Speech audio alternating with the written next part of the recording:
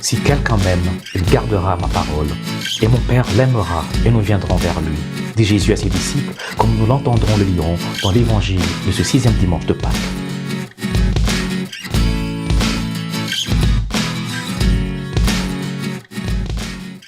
Un jour, une amie me demandait, « Mais Tryphon, comment aimer peut être un commandement? Comment peux-tu me commander d'aimer? Comment peux-tu me dire, aime telle personne? » Comme si l'on pouvait forcer l'amour. Aimer ou pas aimer, c'est un sentiment qui va de soi, non? Donc, tu ne peux pas me commander d'aimer. Tu ne peux pas me dire, aime telle personne. Ça ne se force pas. Pourtant, le dimanche dernier, le Seigneur Jésus nous a demandé de nous aimer. Il nous a dit que ce sont un commandement nouveau. Et ailleurs, Jésus nous commande d'aimer Dieu de tout notre cœur. Et il nous dit que c'est le premier, le plus grand de tous les commandements.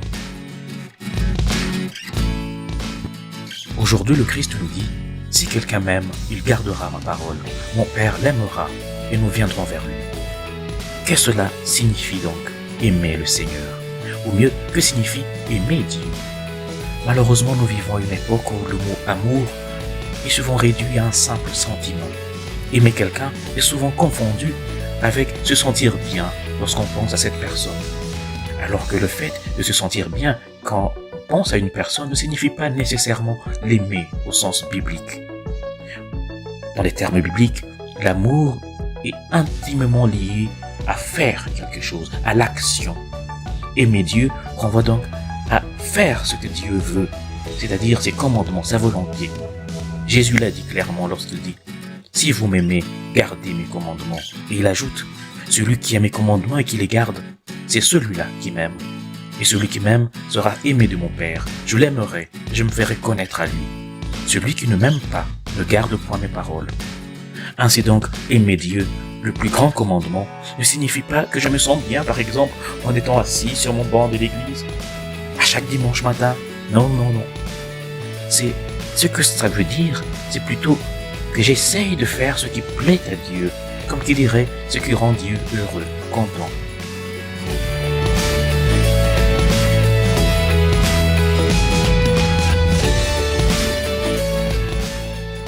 Saint Jean écrivait « Si quelqu'un dit « j'aime Dieu » et qu'il haïsse son frère qu'il voit, comment peut-il aimer Dieu qui ne voit pas?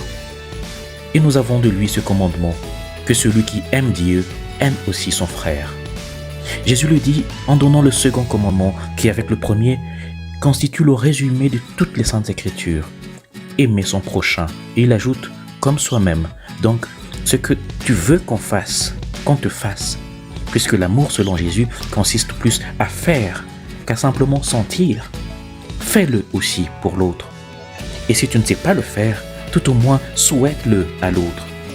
Et ce que tu ne veux pas qu'on te fasse, ou qu'on te souhaite, ne le fais pas et ne le souhaite pas non plus à l'autre. C'est aussi simple que ça, être un bon croyant, un bon chrétien. Les commandements de Dieu ne sont pas si pénibles. Avec ces mots de Sainte Inès de Loyola, prie donc avec moi pour que le Seigneur nous fasse parvenir à cet amour vrai. Prends Seigneur et reçois toute ma liberté, toute ma mémoire, toute mon intelligence et toute ma volonté. Tout ce que j'ai et possède, tu me l'as donné. À toi Seigneur je le rends. Tout est à toi. Disposons selon ton entière volonté. Donne-moi seulement de t'aimer. C'est assez pour moi.